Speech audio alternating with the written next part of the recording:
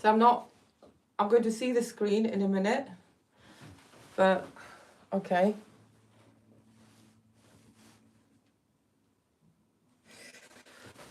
Hello everyone. So I'm not going to see who joined. Okay, now I can see. I think it's delayed. A little bit. Okay. Right. Okay. So today we're going to do it slightly differently because I've got my whiteboard. So we're going to be talking about victimhood identity. You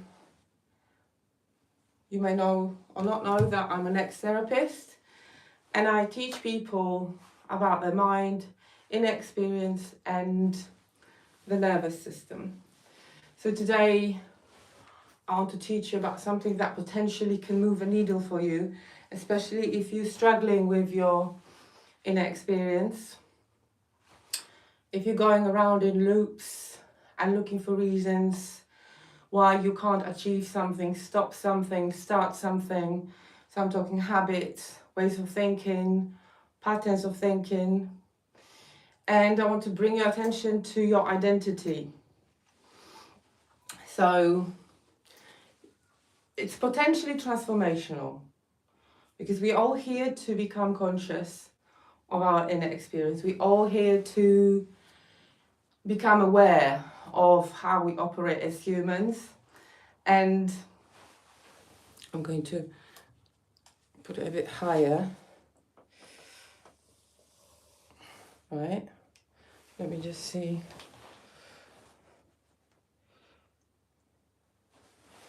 Right, this is going to be better. So we're all here to become conscious, aware, and we're here to learn to navigate the inner experience so the outer experience can reflect that. Because you are the owner of the best technology there is, that's your nervous system. And in terms of how it operates and what's the tool to operate your nervous system is your consciousness, your awareness. If you're not going to do that, if you don't do that, then, well, one way to say that is the more in denial you are about your inner experience, the more suffering there is.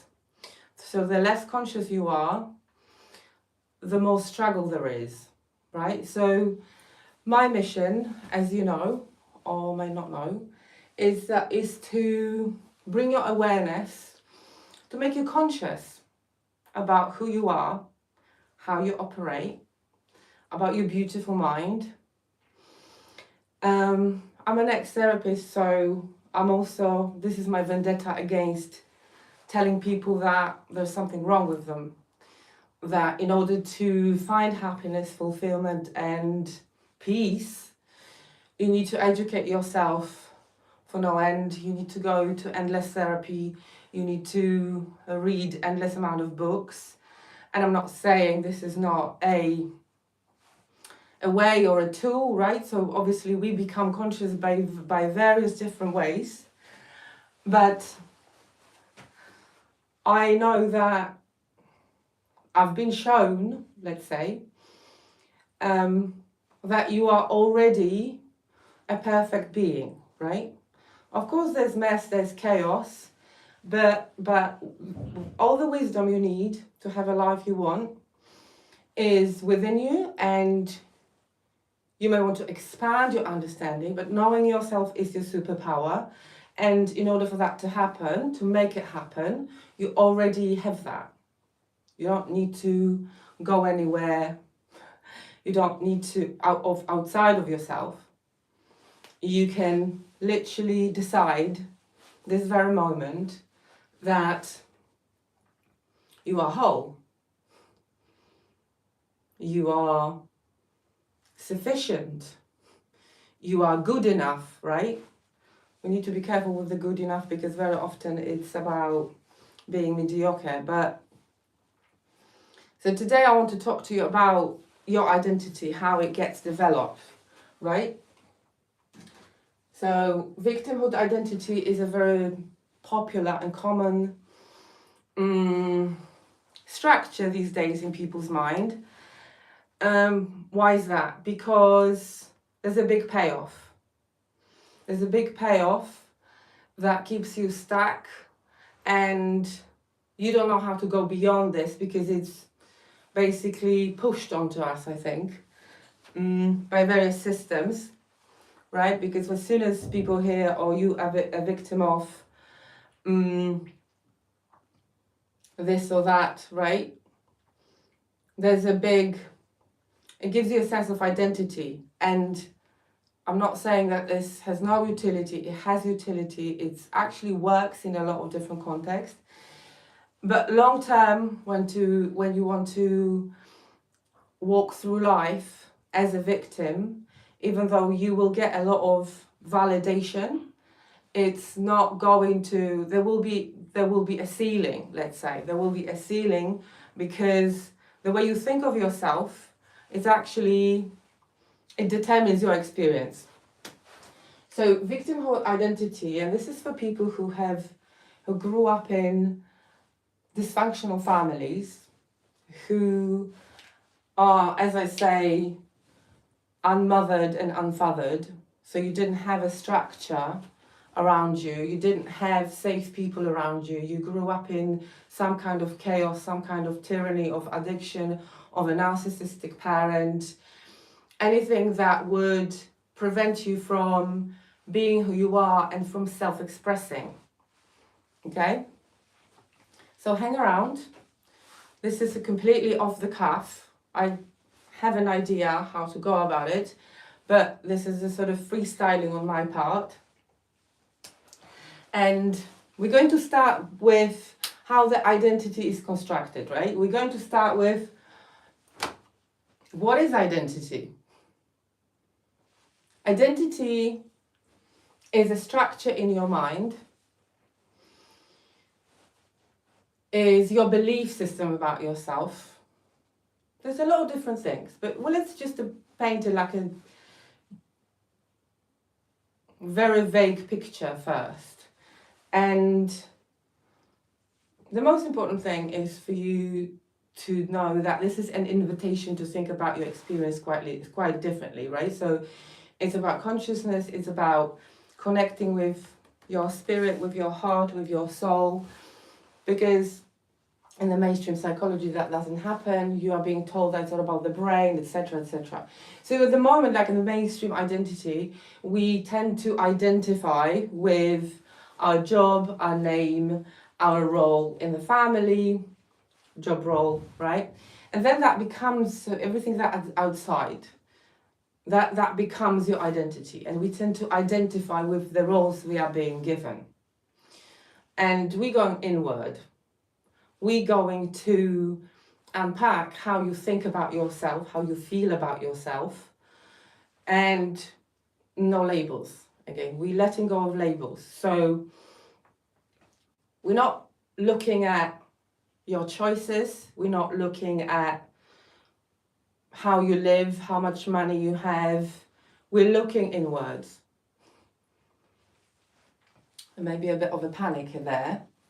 Don't worry, we're going to do it slowly. And this is an invitation to think differently about your inner experiences, about your everyday experience.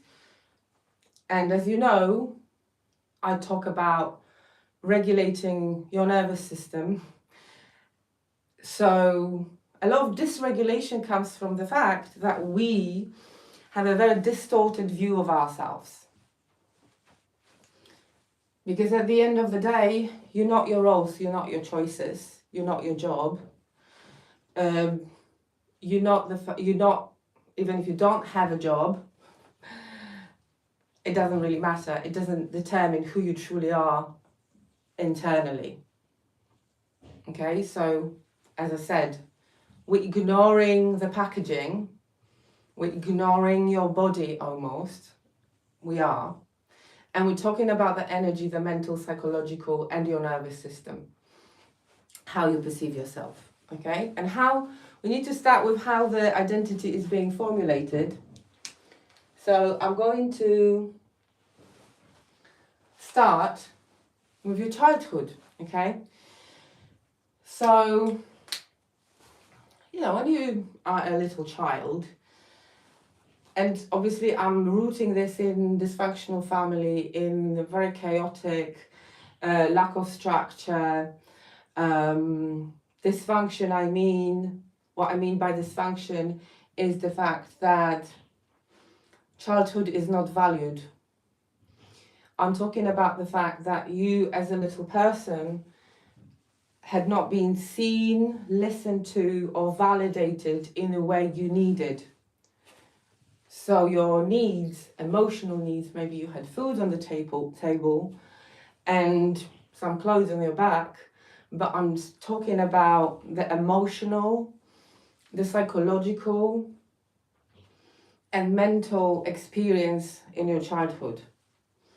Because dysfunctional families, they have a code of ethics. It's a shitty one, it's still a code. So if you come from the idea that the childhood is not valued, children are not important, children are there possibly by accident, no one wants to take responsibility for you, because people are so caught up in their own shit that, and it could be addiction, it could be anything around you, but the truth is, you are experiencing neglect on emotional, mental level, right? In order for you to survive, a narcissistic parent, I want you to think about it as a tyrannical structure in which your little psyche, the most creative space there is on this planet, then need to come up with, how do I survive in this? Okay? How do I, this is obviously unconscious, you had nothing to do with this. The three factors that decide what you're going to do about it to survive are the circumstances, your temperament, so whether you are extroverted or introverted at the core, because this is a real sort of dimension on which people are functioning. This is not a made up shit, so it's all kind of energy you hold, your nervous system holds, your field holds, whatever the narrative, whatever the terminology you want to use there, please do. So it's familiar to you. This is the way how you understand human experience and your experience. This is going to help you with your kids, with your relationships, your career. Again, like when you come to the core of things and you understand that you operate your reality from the inside out, not from the outside in. Your reality responds to your state and how you are and who you are, not the other way around. So the more conscious you are about your field, yourself, your emotions, feelings, and your mind, then you realize that reality responds to that you have a lot of impact.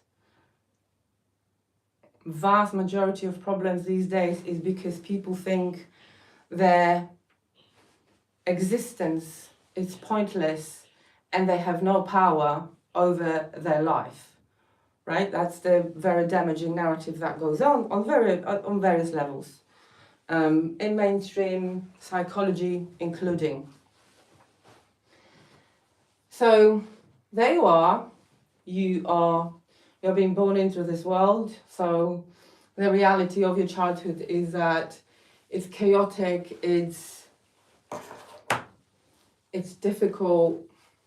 Really, no one really is happy to see you in this world unless you are a certain way, right? So your psyche, what it does, first of all, it works out the way, or your soul, whatever you want to conceptualize it as, you work out the way in which you ensure your belonging, in which you survive. So you build unconsciously, this is how amazing you are, this is how creative you are, unconsciously, what do I need to be doing? How do I need to be in order not to be excluded, exiled, rejected from the tribe?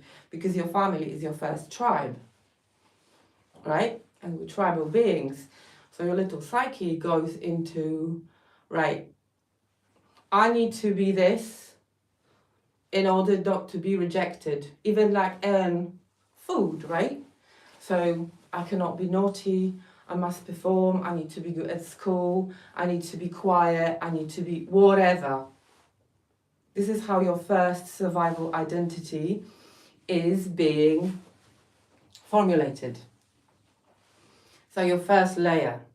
Because in dysfunctional families, toxic families, again, whatever the narrative you're choosing to adapt here, it's all about suppressing yourself, because self-expression, feeling openly, being who you are openly, is not allowed because it's a threat for emotionally immature parents around you or emotionally immature people around you. Because if your family was emotionally mature, they wouldn't be dysfunctional. A little digression here. So there you are, coming up with all those ideas how to be. And I just want you to notice whether you were, when you were a child, whether you were different with different people. Because more often than not, that's the case. Like we have a relational dimension with every person. Okay?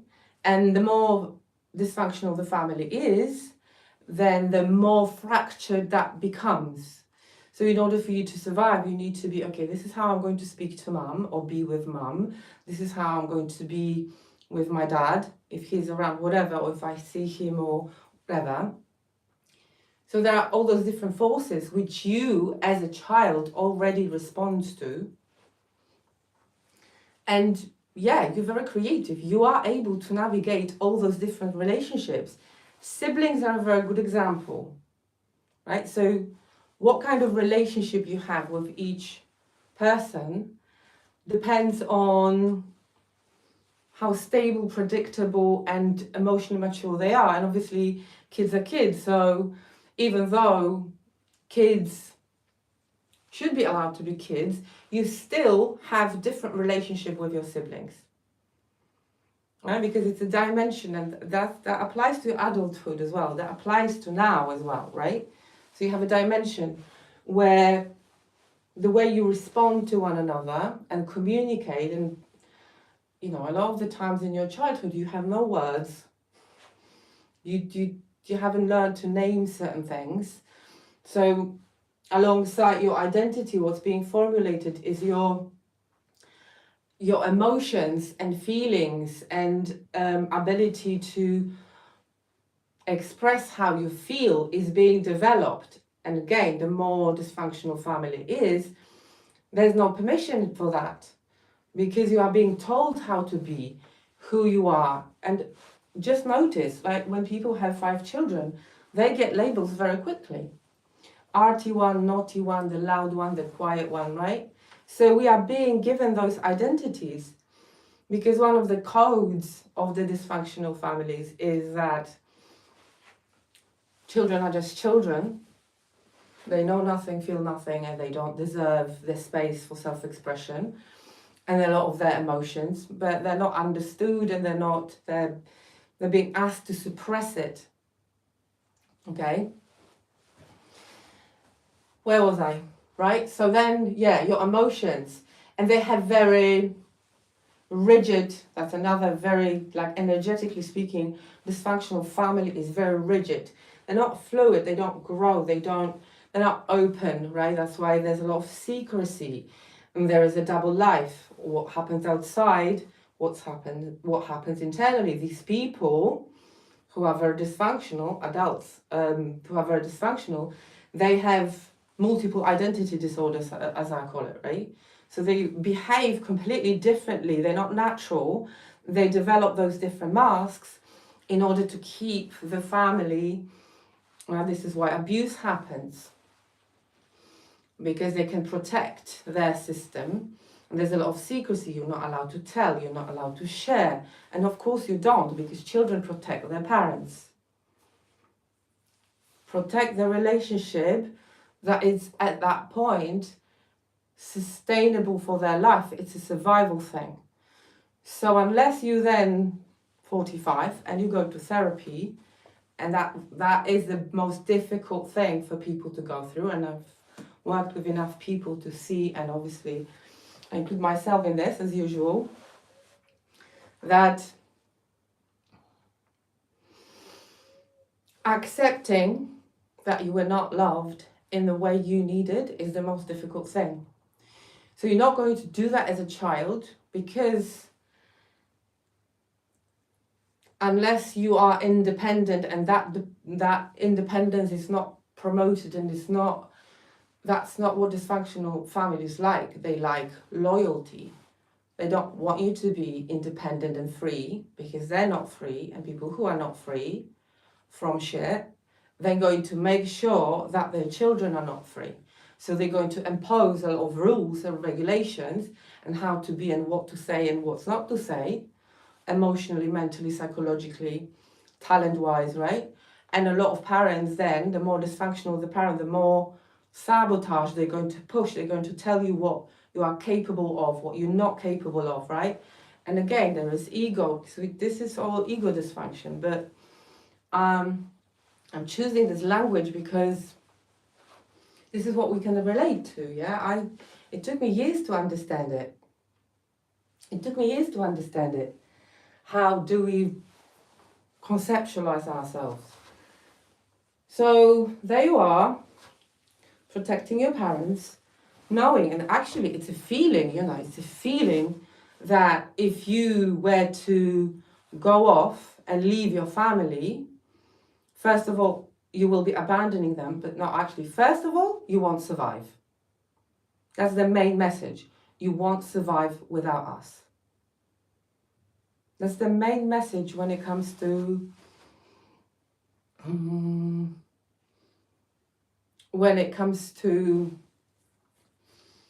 toxic families. You need me. They make you dependent on themselves. Rich families do that also. They make their children dependent financially, and they build a world in which the child or young adult can't see themselves as an independent being, right? The sense of self. Where's the black one? Because identity really is sense of self, right? And it consists of the physical sense of self, the mental, the psychological, and emotional. Physical.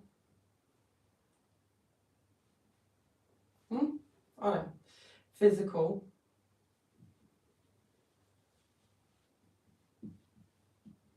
Psychological. Emotional. And mental. These are the different layers that your identity and the sense of self consists of. Yeah, I would say that's your identity. And again, question everything I say. Am I full of shit or not? Right? Or does it resonate? Is this the explanation that actually makes sense to you?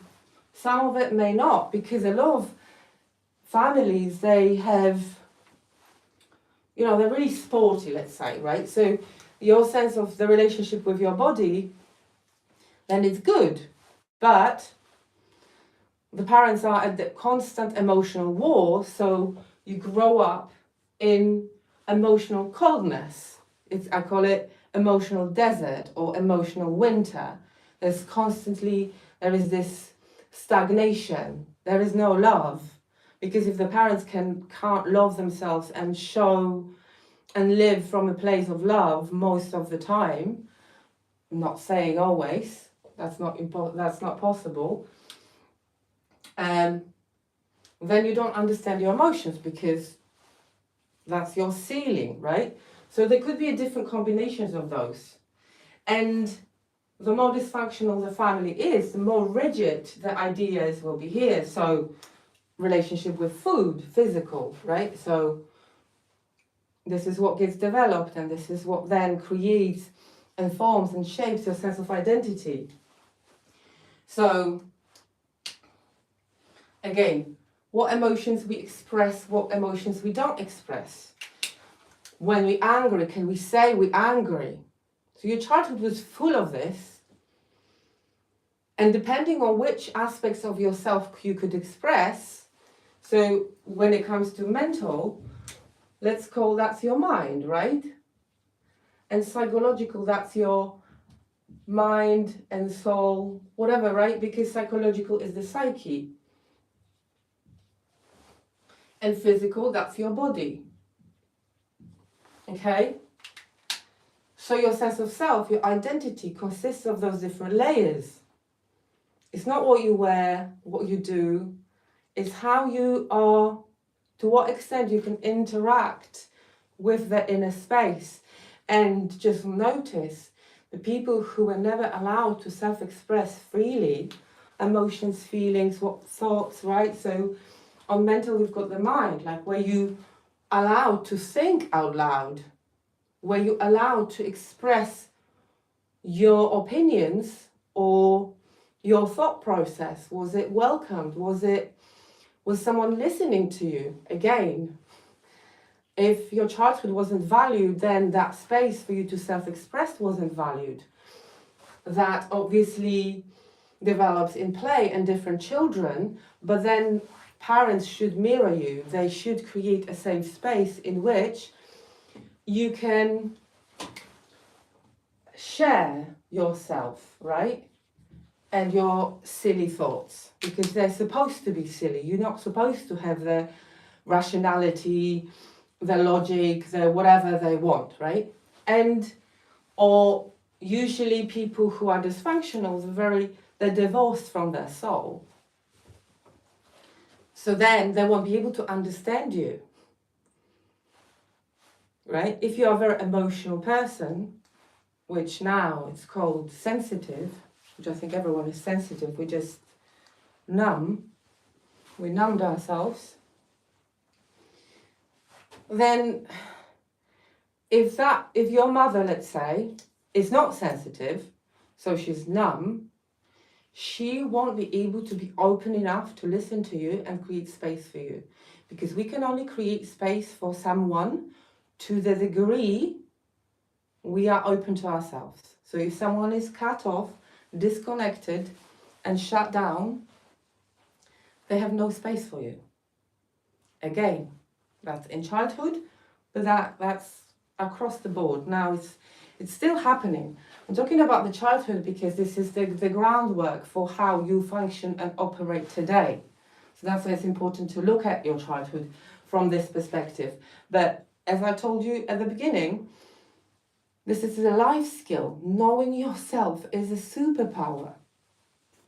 Knowing yourself, how you operate, how your minds operate, is a superpower that you can use for yourself, for your children, for your relationships, and for your life.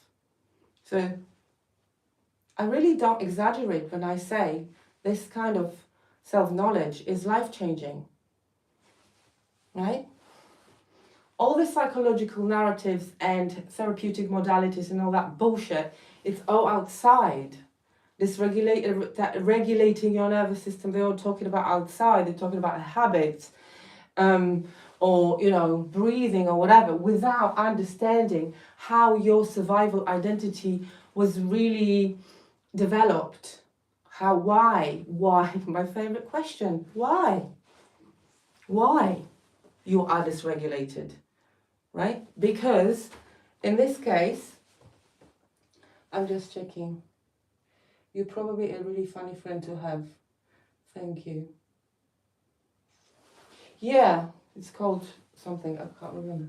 Oh, thank you for your comments. I'm just going to have a look.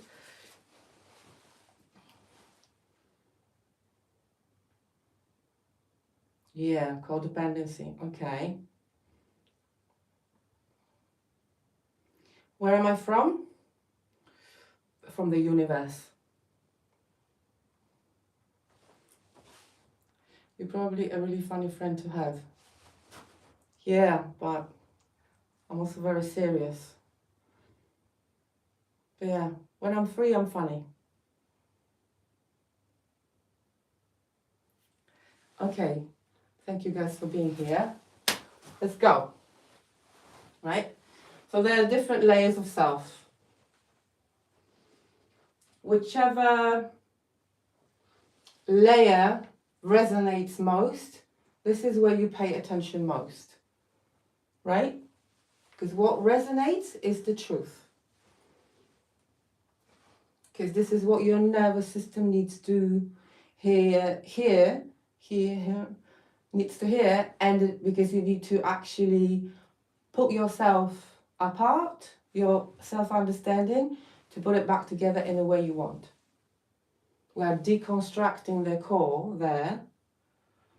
And that's a very important, it could be also triggering for you, but if it's triggering, that's the path. The trigger is the light. Remember that. And you're safe at home, you're watching this, so you're safe. Just remember that, you are safe. And if you're triggered also, that means this could be the very first time you're hearing the truth. Okay, moving on. Sense of self, your identity.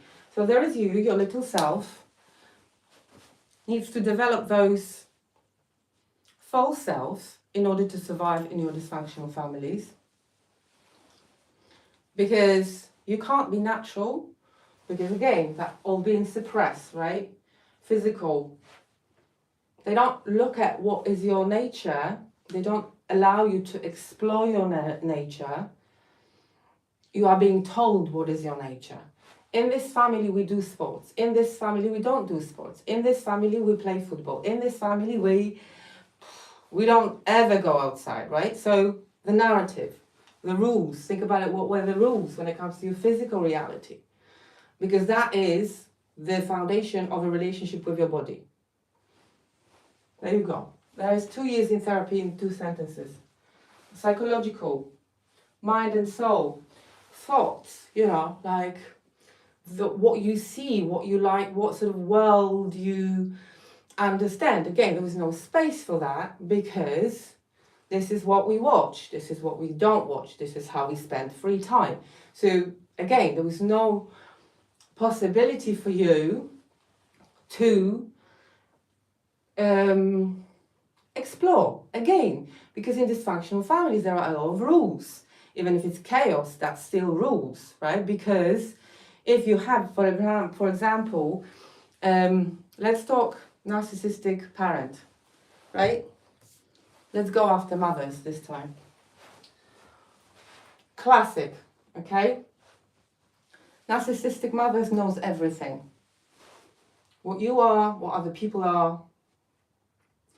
She's usually the biggest victim. So what narcissists love is the spotlight.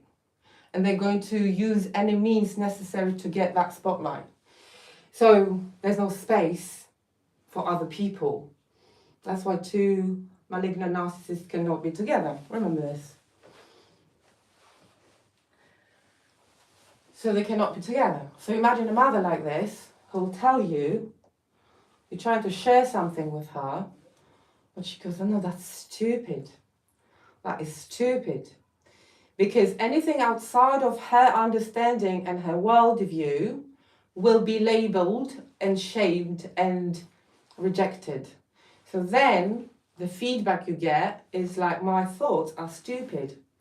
So then that goes into deep belief that I'm stupid, right? So in order to not to be perceived stupid, then you go into your adulthood and you say shit that is to fit in, not to be accused of being stupid, because you don't know this energy of self-expression, truth, and sharing your thoughts. It's very important. I'm not going to go into that, but this is how this gets suppressed. So what you learn Because about every single layer of this, you get a message, a feedback message.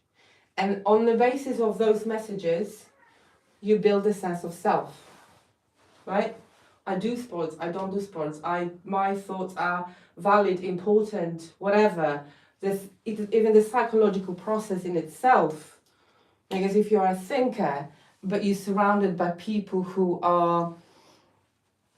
don't function on the level of consciousness where they like their thinking and they want to explore the mind, then if you have nowhere and no one to share it with, then you will internalize it, or then that's not important, right? And you're just going to put it aside, because trying to self-express in the dysfunctional families, it's like having a battle every day. So you give up that battle because it's exhausting.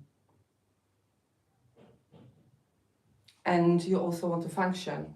So you stop battling, right? And then that determines the degree of your trauma.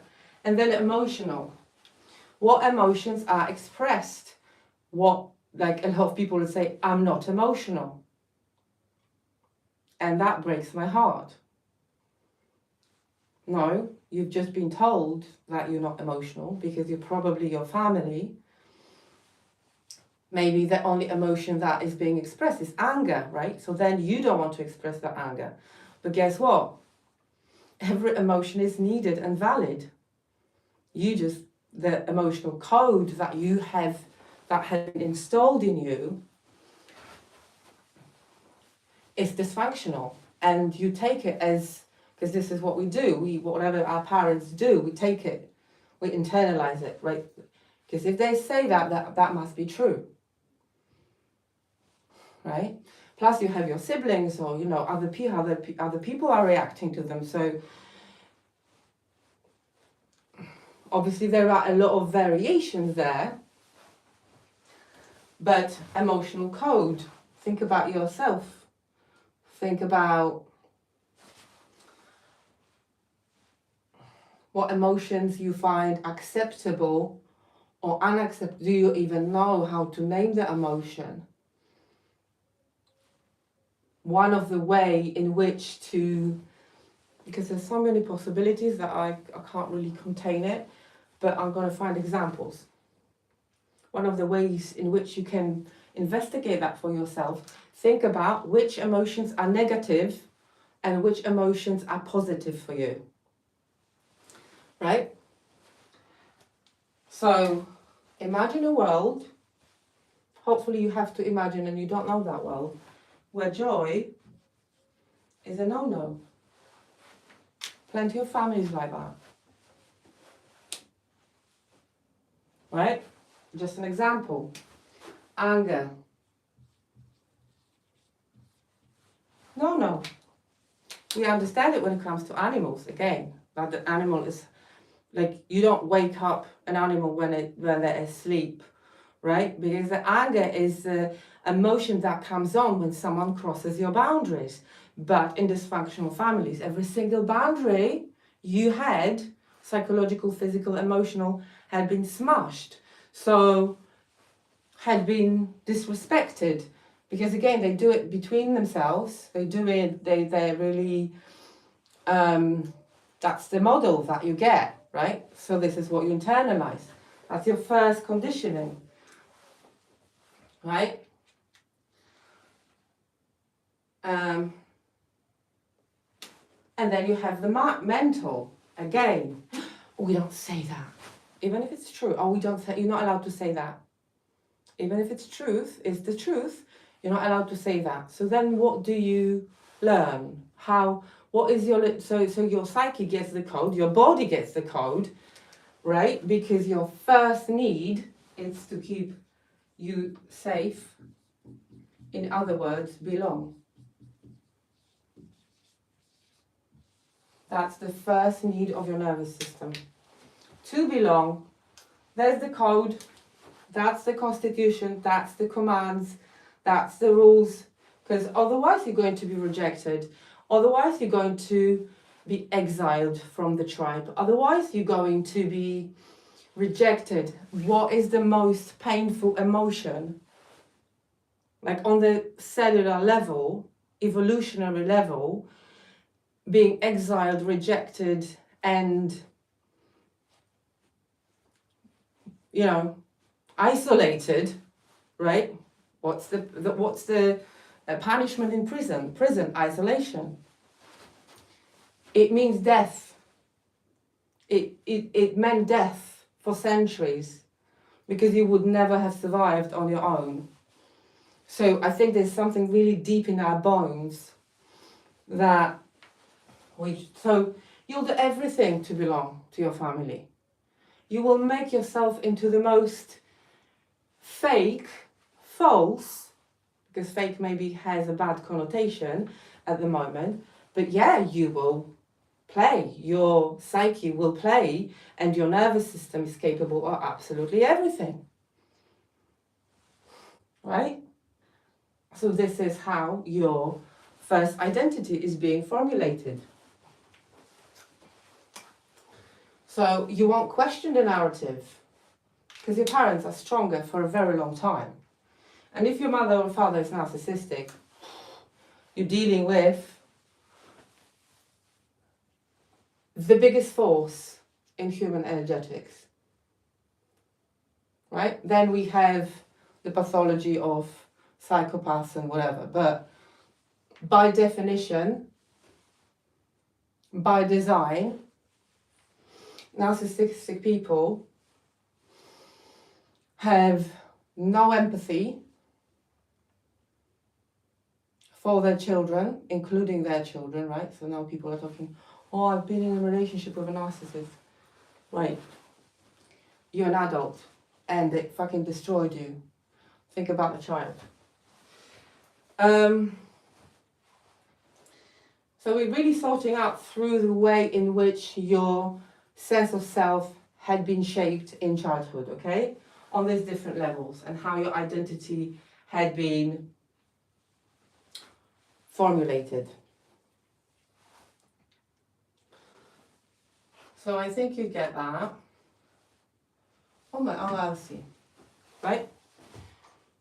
So there you are, your sense of self. Right. I am.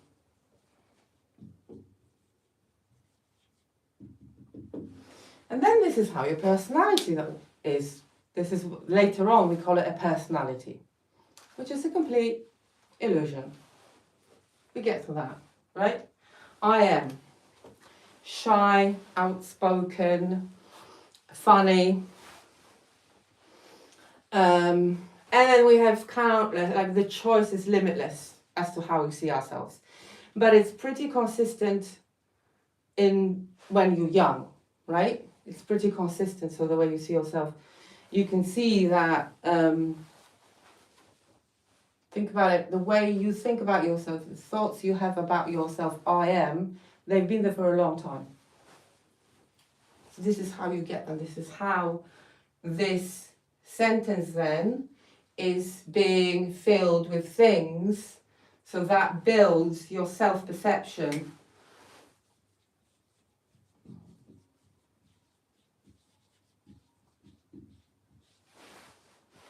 This is self-perception, understanding, identity, right? The inner identity. And then you can dress it up in different things, in different words. But it's basically, very often a lot of people will then, because dysfunctional families, there is no safety to self-express, right? Physically, emotionally, psychologically, and mentally. So in order to be safe, you need to operate from the false self of self. So that's not safe. That's a persona that you need to have, sometimes several of them. These are very old ideas. That's from the 50s, from Bowlby, if anyone is interested, right? So then you build the false self of self, what you're capable of. You know, I'm not creative, I'm creative, or I like, right? So it's very important, it's multidimensional. So you build this idea about yourself that we then call personality. which is the biggest bullshit ever, I think. And then you operate like that. And I want to just slightly pivot here because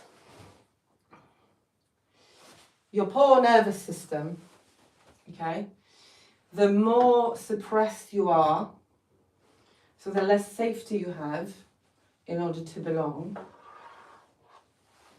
then your nervous system, which is a responsive machine, it responds to the environment. What is safe? What is self-isolation? It's a punishment imprisoned. It's a punishment.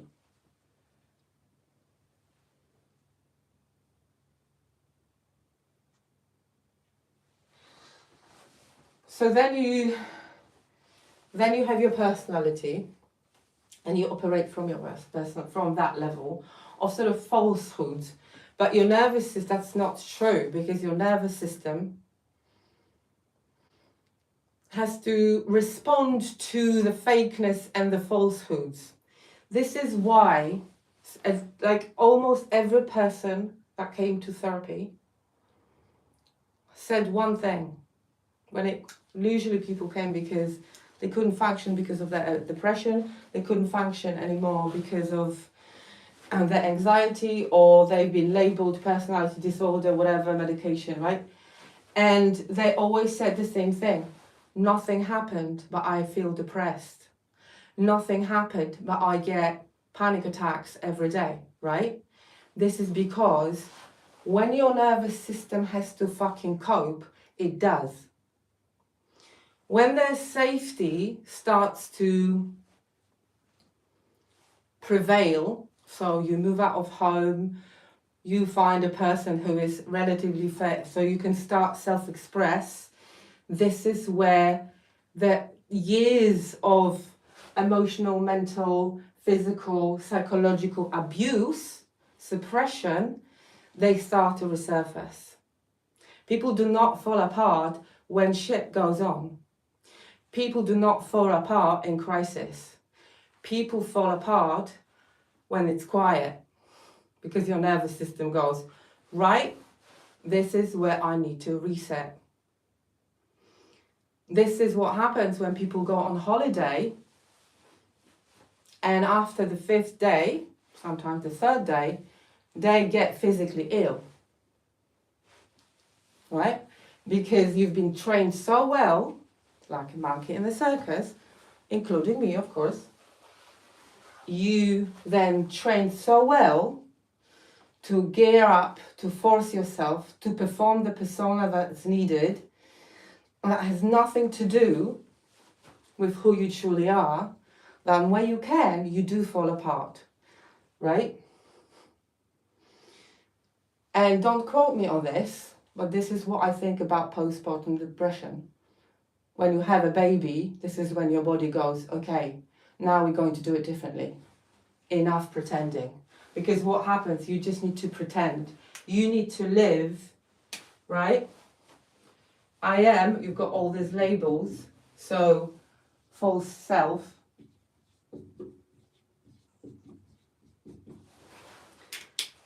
And it's not false to the world around you, but it's false to your nervous system. It's false to your heart and to your soul and to your psyche. And that's the dysregulation. And this is where people fall apart, when they can. Because otherwise you force, you push, you perform, right? This is why people, they go to work and they're like, oh, everything is great. They go home and they fall apart.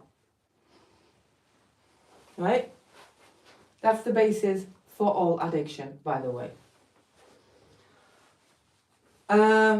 Because the bigger the discrepancy, the bigger the split between the real you and the true you, the real you and the false you. I'm going to give you one more thing which is important.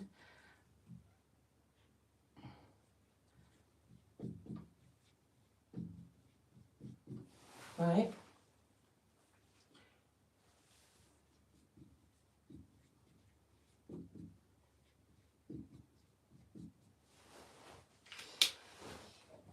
Right, so the bigger the gap here, the bigger the stress for your nervous system. The bigger the performance, the more energy you need. The bigger the amount of force you have to use in order to maintain the mask,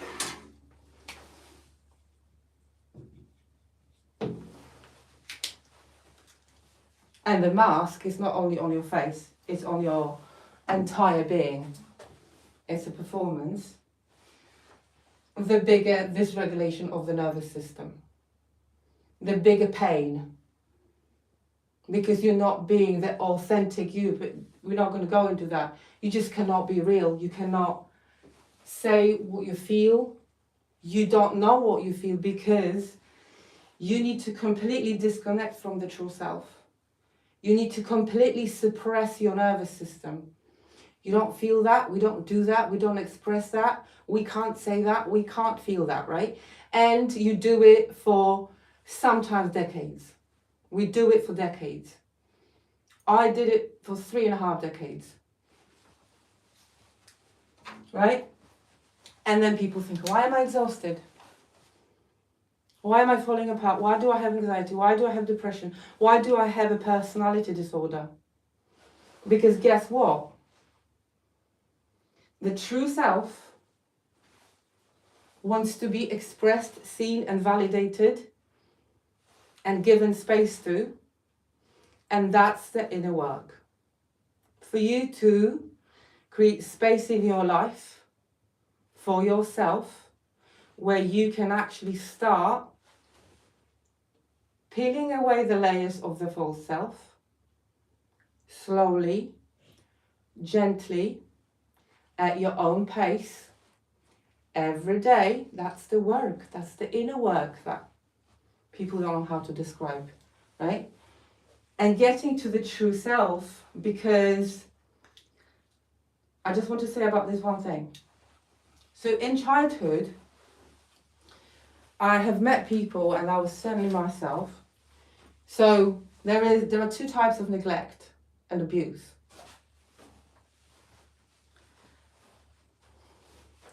Passive abuse and active abuse.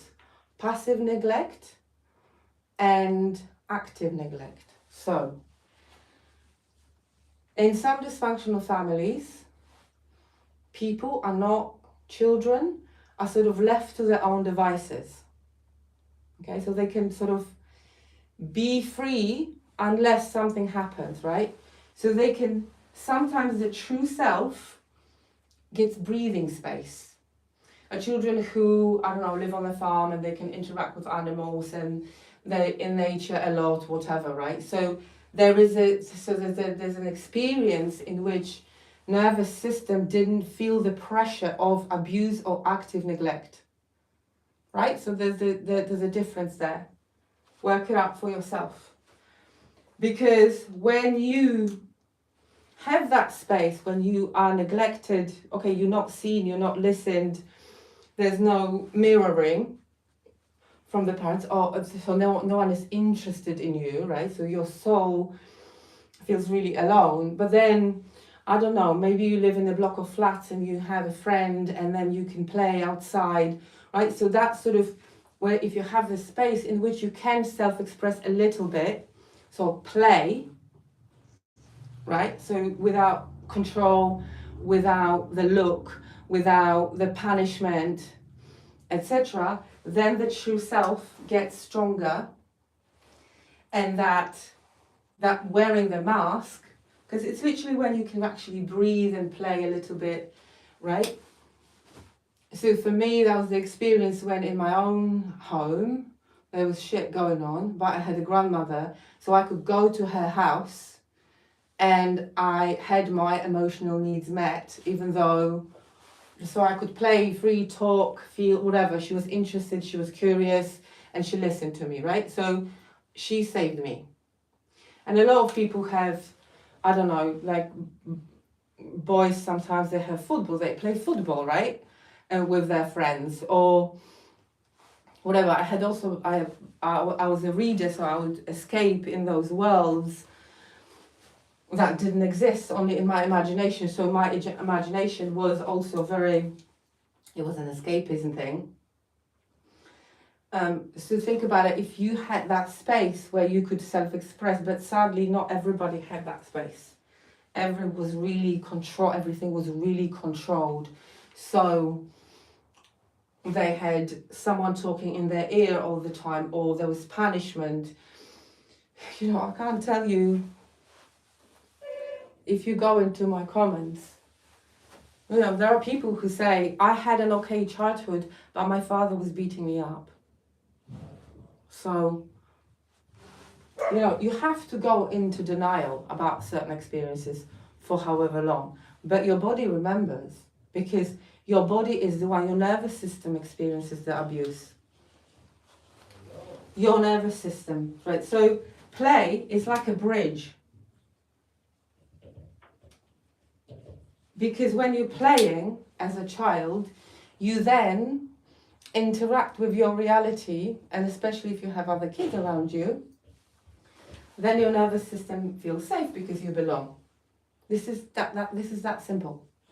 Okay? That simple. Because we have overcomplicated the fucking psychology to the point of just overwhelm. So, true self, as I said, the more suppressed the true self is, the more stress there is on the nervous system. That's why a lot of people, when they leave homes, first of all, people just fucking run away. For a reason. Right? No contact is just another layer now. People run away. You know them. If you're not one of them, you know some of them. They just run for safety. And they create a very different world for themselves. Or they repeat some of the patterns, but they run away. Let's look at running away. Or just run away in the sense that they go really far as possible from the toxic environment. That's the motivation for the nervous system, like run for your life because you won't be able to take this any further.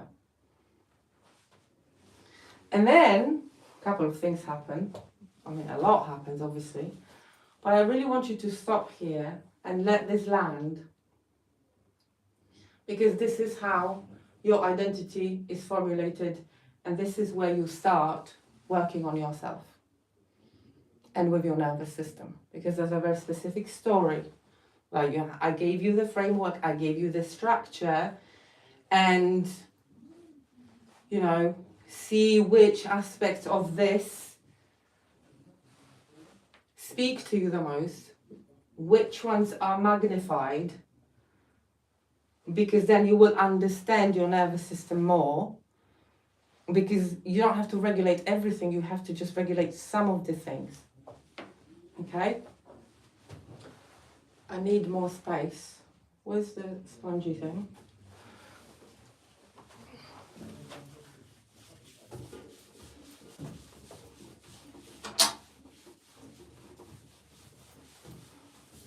I'm going to give you a minute to think about it.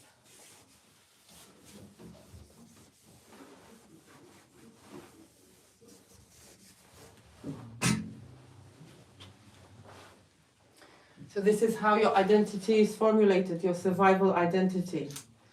And this is where you start. This is how you survived.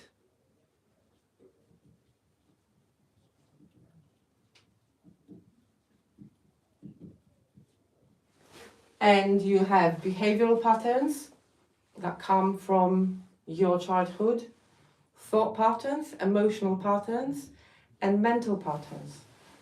Because your nervous system is a pattern producing machine, because it needs to predict, it had to predict in childhood what's good and what's bad, what's allowed, what's not allowed. in order to ensure your belonging, okay? Because your adulthood doesn't stop on your 18th birthday. It doesn't start. Or your childhood. Your childhood doesn't stop when you're 18. You are an energy field. So you're wearing different, you're wearing different patterns, survival patterns, physical, emotional, right? And that then shapes your state.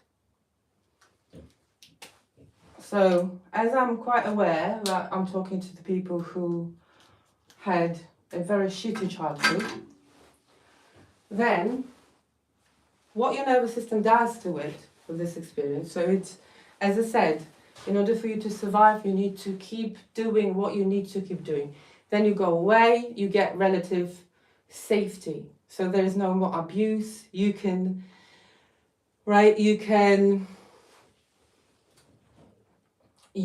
start functioning normally, let's say, but you don't know how to. Right. That's why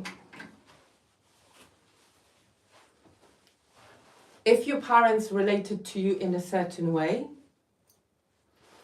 your nervous system is going to assume that everyone is like that. So, we're just going to talk about the energetics and not the energetic, the psychological energy there. Because as I said, on the basis of your experience, you build a worldview and perception. So, everything. I am this. Love is. In order to get love, I need to be this way. Or love doesn't exist. Love exists. Love is this. You know, some people think that people need to argue every day because that means they love each other. So your ideas about the most important things in life, your parents installed a template for them because the way in which they related to you, things like I am important. If you were unimportant, you were not important for anyone, including your parents, which for the 7 years of your life are like gods, and you do listen to your gods, right? Then you're going to take it as truth, the only truth. I'm not even talking about religion here, but there were people who were dragged to the church, right? So think about it. How did your worldview, how was it shaped, right? And why do you, because then those patterns that were shown to you, that's a template, and then you're going to project that onto other people every time, like psychological intimacy, closeness, right? All these things. If you don't know how to experience them because you were not given a chance, then every time someone gets too close to you, you're going to fucking run.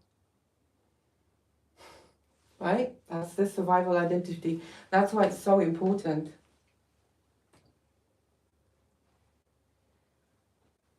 Is that, I'm just going to look at the comments a little bit.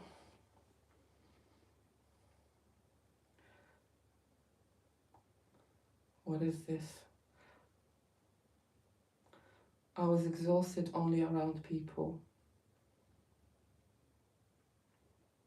Thank you, I understand it now. Right.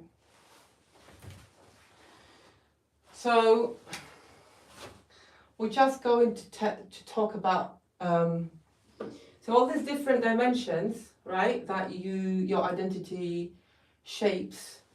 So emotionally, psychologically,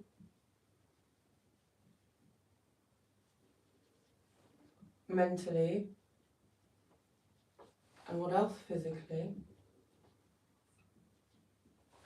The way your parents related to you, so the family system you grew up in, will determine how you relate to yourself with regard to every single layer of those, right? So then you meet a person and they have a completely different code. They have a completely different, right? So we sort of barely understand it now. But their understanding, your safety, that is your idea of safety. Even if it was dysfunctional and chaotic, this is what your nervous system finds familiar. Look, family, familiar. That's why people talk about red and green flags, that they're not colors per se. Nervous system gives them colors. So if there was a lot of chaos, for example, in your childhood, chaos will be comfort. Right? If there was a lot of emotional coldness,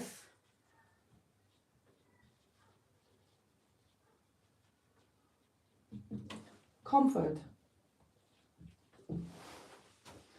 So structure will be unfamiliar. So it's very unbalanced, right? The more dysfunctional family, the more rigid they are. There's no balance, there's no flow, there's no openness. Oh, we just go with the flow. We don't, right? They're very rigid. Like every year is the same, their whole life is the same. They don't change their mind, never. Change your mind, right? The way to respond, and they blame everything on everyone around them, right? On the system, on the government, on the whatever. It's never their fault, because the more dysfunctional person is, the less accountable they are for their lives. So there you are. You've got those dimensions, and this is what nervous system finds. That's me, we like to know what we are. That's how we seek certainty, because we like to predict. We like to know what we're doing. This is how we find stability. Even though if the thing we're doing is not good for us, we're going to keep doing it, because that's us. Because sense of identity is stabilizing, even though it's fucked up, right? So if you were lucky, that sense of identity will be a positive one. So I am smart, I am capable, right?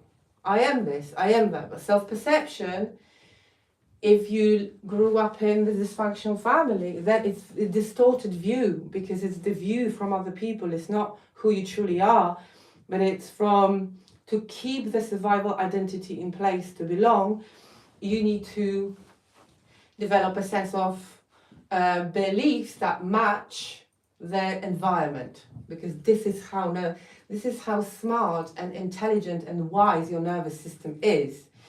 You will not question your parents. And so if your child is rebellious, good, that means they feel safe with you. So if you're brave enough, like that's not even bravery, right? But if you can find the courage to tell your truth, I disagree, or I agree, or whatever, I don't believe, right? Then that means you're safe. Think about your relationships, think about your husbands, wives, your friends. If you can express yourself truly and fully regarding the things that you find important, then that person is safe. Otherwise, they're dominating you. So if your kids are laughing at you and your little opinions, good. That means they feel safe with you. Because if you don't feel safe, your nervous system will never allow you. Nervous system lives in the moment. And it's not concerned with your growth, expansion, better job, better future. There's no future for your nervous system. There's only a past. Because when you live from your survival identity, which chemically and physiologically shuts off your frontal lobe, which is another 5 hours. Then you won't think about the future, you can't plan, you can't hope. So you're being reduced, survival identity, you're being reduced to a traumatized animal where you cannot self-express because that would put you under threat or in more danger, and your nervous system is not going to do that. So if you're trying to regulate your nervous system or heal or do whatever you want or build another career or you entering a new relationship or you whatever, nothing will happen when that person or that thing is not safe for you, or you haven't calibrated your nervous system for safety, because your nervous system doesn't jump or leap. This is for the people who are timeline jumping. There's no leaping or jumping when it comes to nervous system. There is recalibration every day. There is breathing through the process and teaching your body and your nervous system and really observing your mind, what is the narrative, and teaching your body safety. So really slowly peeling off the layer of the false identity and showing yourself and experiencing safety. And showing your body, hey, look, this is not the past. This is the present, and you're safe. You're not in danger. You're not under threat. You're not in danger. This is what people mean when they say, I was triggered. That's from the past. Right? This is what people mean. This is the framework for my course. Because in my course I go into the mechanical part, right? But that's the level of how you need to conceptualize your inner work, in what sort of environment it needs to happen. That's why I do it in 2 ways. That's why there are people who are not even ready to ask for help, because the more traumatized you are, the more paralyzed you are, and your nervous system will not allow you to ask for help. Because guess what? You did ask for help and you were ignored, and you're not going to do, your nervous system is not going to do that. Okay? So this is for the people who do my course at home. That's why it's slowly, that's why it's just talking. There's no work, because for a lot of people it's like they can't even do the exercise, or that's the nervous system just melting. That's the word I like, right? Because people say alchemizing or burning through. No, we melting the danger slowly. We're teaching our body safety. You're not a helpless child anymore. You are an adult. You need to be supportive to yourself. You need to become the parent that you didn't have. Spend time with yourself. Really observe yourself. Investigate yourself. Explore the mind and explore the nervous system. And it has to be simple. It cannot be overwhelmed, right? Because I could talk about it I could conceptualize it in a very different way. But nervous system, there's no point in complicating it or adding long words, or the longer the words, the fancier the words. This is what fucking psychology, this is why it drives me mad. It's like, right, cognitive behavioral therapy. First of all, who can remember this shit unless you study psychology? Second of all, cognitive behavioral therapy. Cognitive, this is your thoughts, right? They just give fancy name for our inner experience, which is should be simple. We cannot rely on the internet, ChatGPT, or whoever to fucking breathe. I'm sorry, excuse my French. I feel very passionate about this, right? So,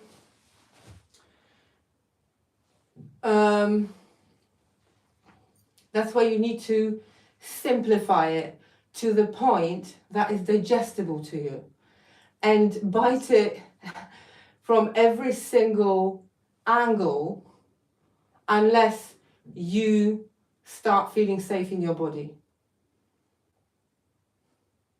And teach your body safety. Because only in safety, when your body goes like, all right, okay, the danger is gone, so you are giving yourself a different experience. That's why psychedelics work. This is how they work. Because people experience themselves as a part of the universe. This is where people finally breathe and stop neglecting themselves, because their thought process, so mentally and psychologically, right, these are your thoughts, your psyche, so your psyche,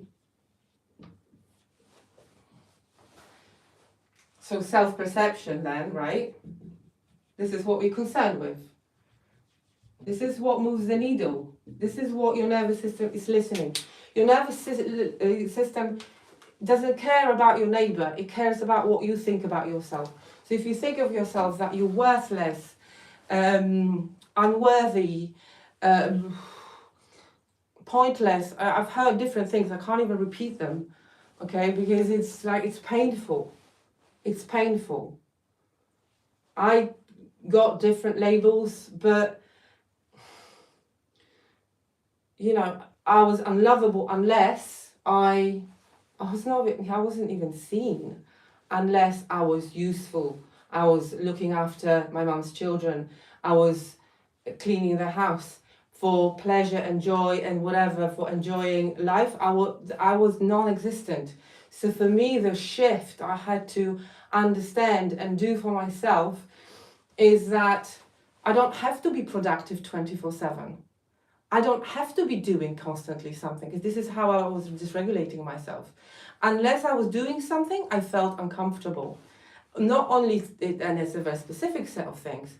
So creativity is not something, because things that were not productive, according to my mother, were not valued. And that was so I really had to learn to sit with myself and just write for no reason. But I was 35 at that point, right? So if you're trying to waste your time, if you're wasting your time, then that's going to create more sadness in you, because unexpressed self will always be suffering. Your soul wants to be, your consciousness wants to be expressed and raised. And again, whatever the narrative you put on it, God, universe, soul, source, quantum field, consciousness field, whatever, it's all about raising up. God, if you believe in God, God wouldn't give you your mind because you're their child, right? You're his child or her child or whatever, again. And the thing is, the existence has been shamed in dysfunctional families. It's like, shut up, shame on you, you piece of shit, you stupid, you're not worthy of my time, so then you're not worthy. So again, the self-perception determines your life experience.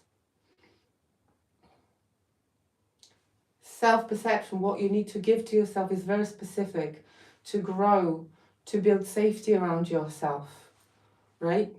The narrative. So things like, think about endings, think about finishing sentences like, I am.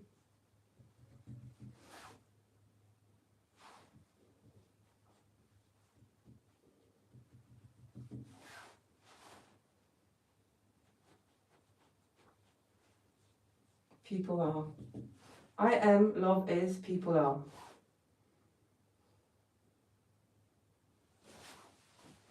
I'll give you a picture. I'll give you a picture. And I'm going to give you a biggest challenge now. Your body is a feeler, your mind is a thinker, your body is a feeler. If you want to start working with your nervous system and start regulating it on the deepest level, this is the sentence you're going to finish.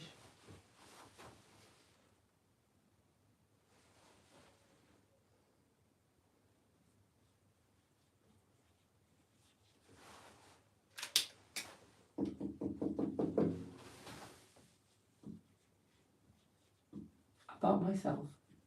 I'm losing my voice. Interesting. I feel about myself.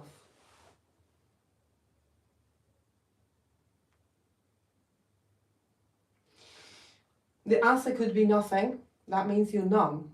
Okay? That's good. Whatever you're feeling, validate it for yourself. Validate it for yourself. Good news is that, and obviously, you know, maybe the answer is not going to come very quickly. Maybe you're going to have to stay with this gap here for some time in order to give yourself a chance, or your nervous system to send you the message. Because basically, since the nervous system is the feeler, the nervous system will send you a message. How does your body feel about itself? Right?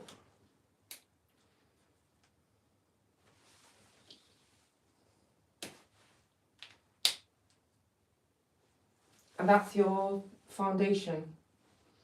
I wasn't planning to, but I feel like this is going to be the end. Do you guys have any questions? Because I think that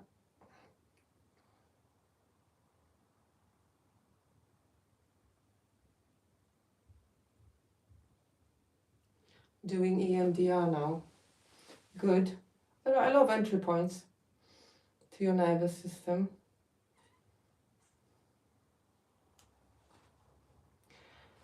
Okay. I'm learning as having therapy and inner refuge. So, right, so abuse. Right. People can't get that for free. It's free. It's free. There you go. It's free. I'm learning as having therapy inner. I'm exhausted only around people, right? I'm going to one tomorrow and feel so anxious. So when you guys feel anxious or in any way depressed, just remember this. What you need to become in that moment of anxiety, do not repress it. Hold your hand and have the presence, be the presence for yourself that you needed in childhood. You need to reparent yourself. For all the people who didn't have supportive parents, you literally have to reparent yourself and reparent your nervous system, reparent your mind, right? So you need to become, and the teacher and the wise parent and the healer is in you. You just need to, right? So we are going to shift that self-perception. This is how I started, right? That's your new mantra.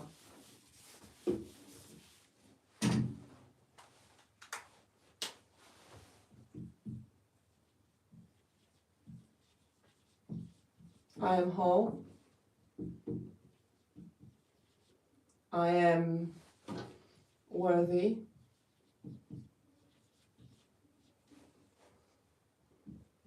I want to say I am love. There you go. That's your mantra.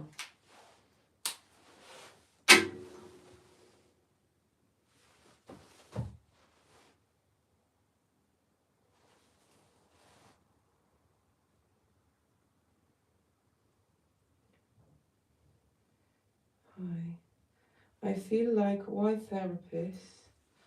Why talking? It will not help me stop a hacking brain fog, freeze paralysis. Very good point. That's why I created my course, Inner Work Manual. If you want to engage with my work, link in my bio. But if you want like further assistance with finding my work, DM me your email address. All the physical symptoms that feel like living on their own without my control. Exactly. So the body is... But you already, if you are able to separate the physical from the internal, that's a very good sign. Because I do think that the consciousness is rising anyway. We are becoming more aware. So if you've listened to this, that already means that because We're not learning, we're remembering. Right? We're remembering. So good. So you internally you're observing yourself. That's good. That's a very good sign. Okay. Do you have any more questions?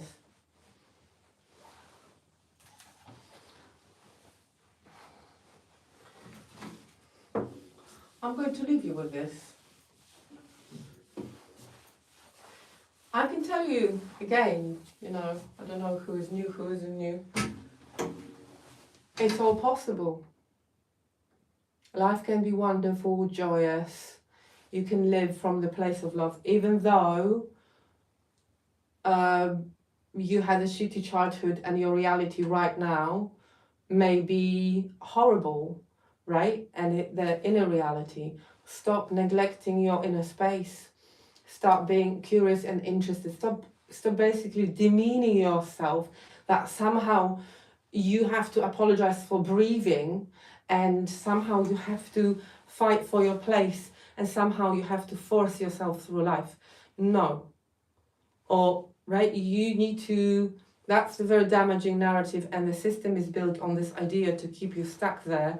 So you are the perfect customer and you keep paying through your teeth for therapists, different kind of things, right?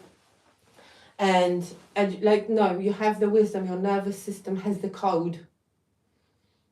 Your nervous system has the code.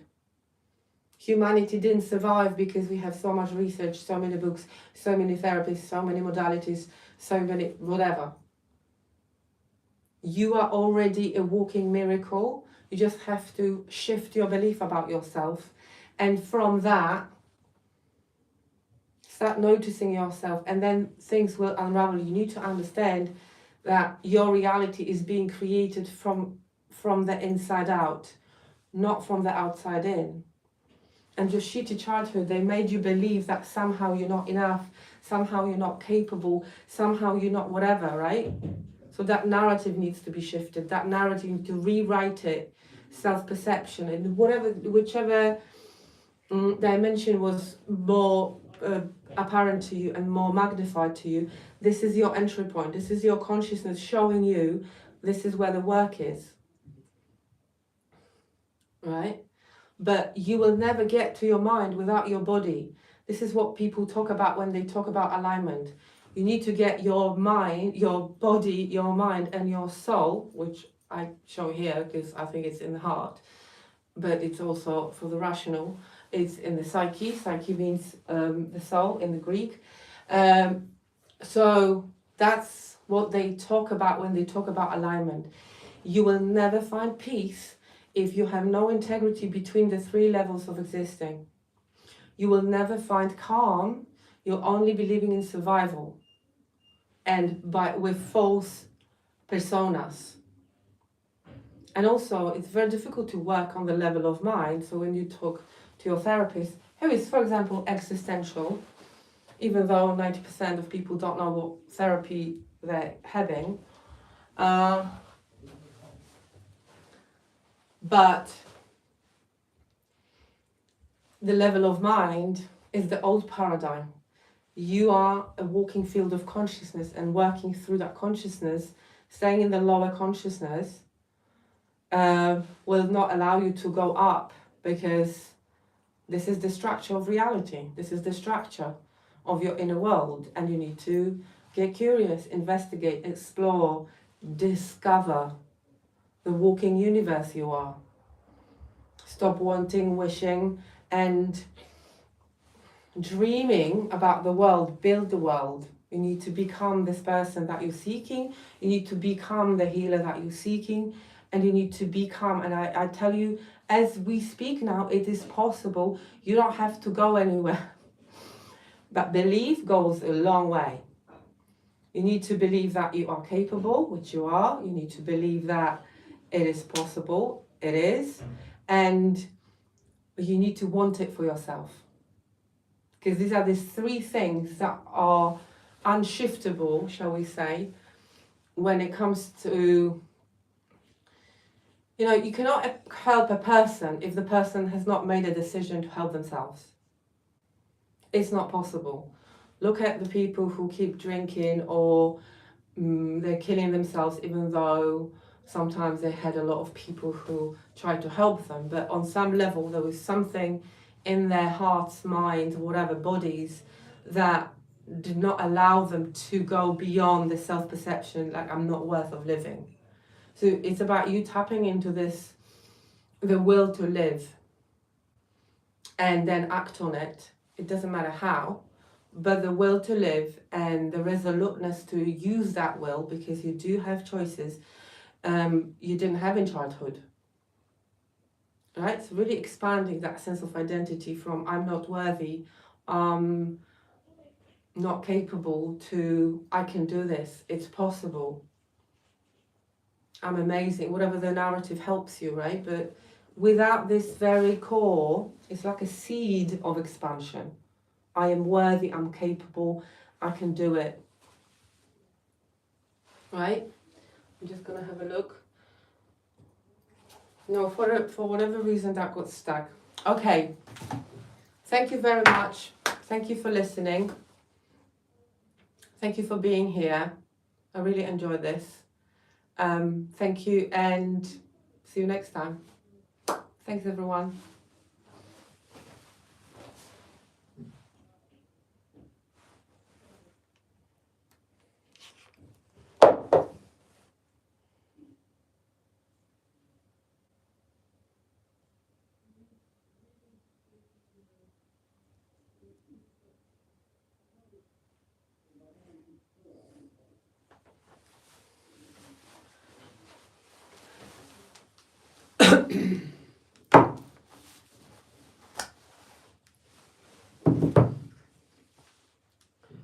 Whoa.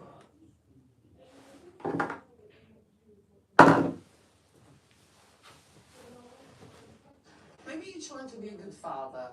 Maybe you're trying to be a good mother. Maybe you're trying to be...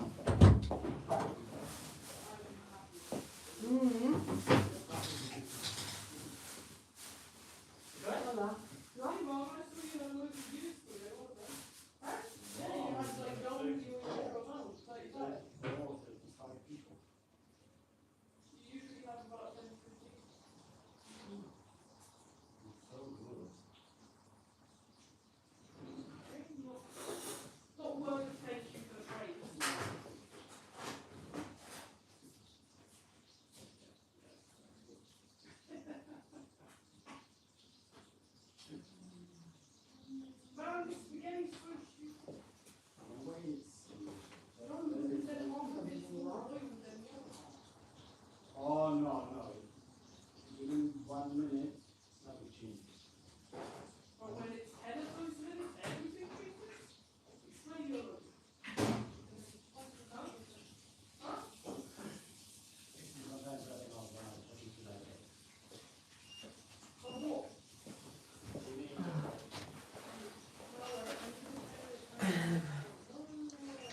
A good friend. Without... Whoa.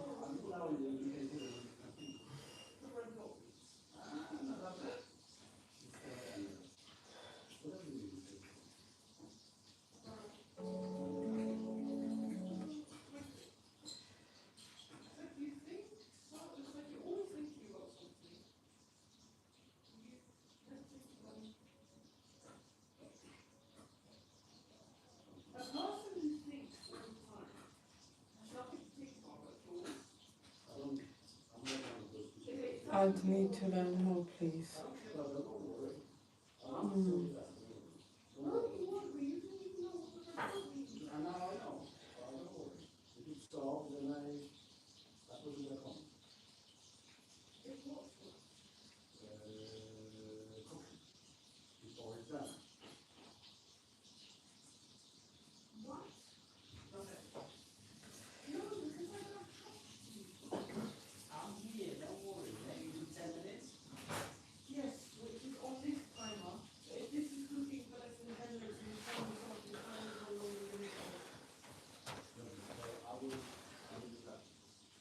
Life has ended. A to?